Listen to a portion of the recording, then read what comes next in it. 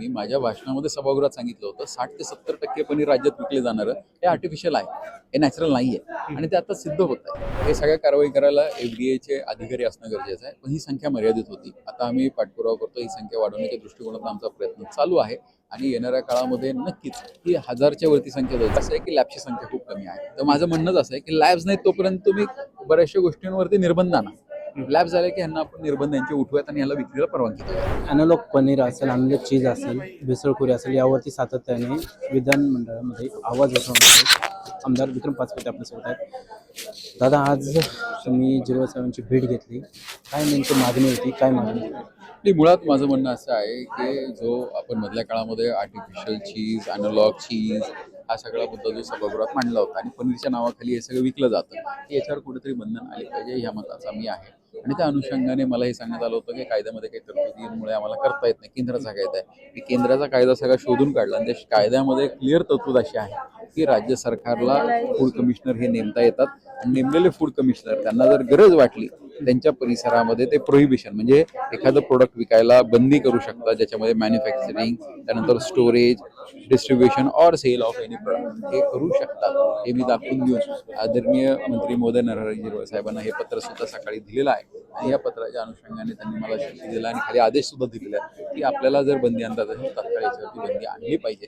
तर मी मधल्या काळामध्ये एक ऑब्झर्व केलं, मिक्सिंग ऑपरेशन केलं होतं, ज्याच्यामध्ये अनेक मोठ्या रेस्टॉरंट्समधून जाऊन मी काही सॅम्पल्स घेतले. काही कंपनीज अशा आहेत की जे चीज बर्गर, चीज पिझ्झा म्हणून विकतात, ॲक्च्युअलमध्ये त्याच्यामध्ये चीज नसून ते ॲनालॉग चीज असतं. त्यामुळे माझी विनंती अशी आहे की ॲनालॉगलाच तुम्ही बंदी आणा, तर ते कायद्याच्या हातात येऊन जाईल. बरं, आता ज्या पद्धतीने तुकाराम मुंडेंनी कारवाई सुरू केलेल्या आहे, तर एकंदरीत अनेक ठिकाणी पनीर बंद झालेलं आहे. कसं पाहता हे सगळं कारवाई? ही चांगली गोष्ट आहे.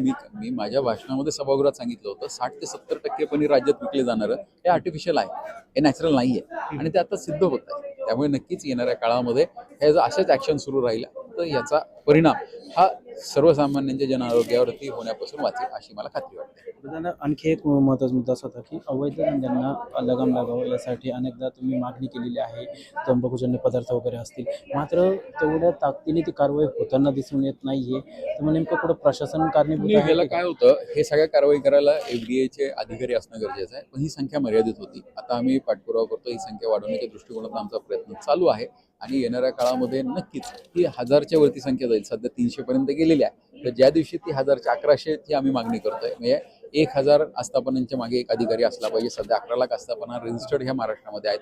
जर 1100 अधिकारी झाले तर नक्कीच कारवाई होते.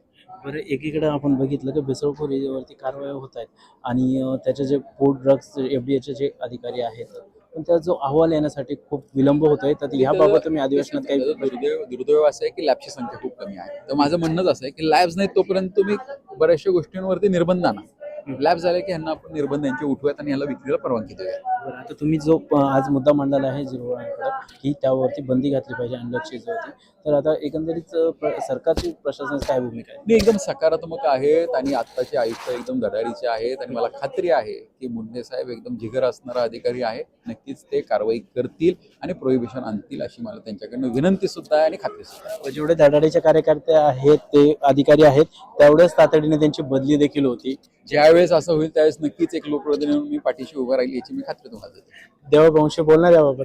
100% का नाही बोलणार. मला सांगायचं त्यांच्यासाठी 2 पदं उचलून FDA वरती त्यांना नेमलं आणि ते चांगलं काम करतात, का नाही बोलणार? 100% बोलणार. धन्यवाद दादा.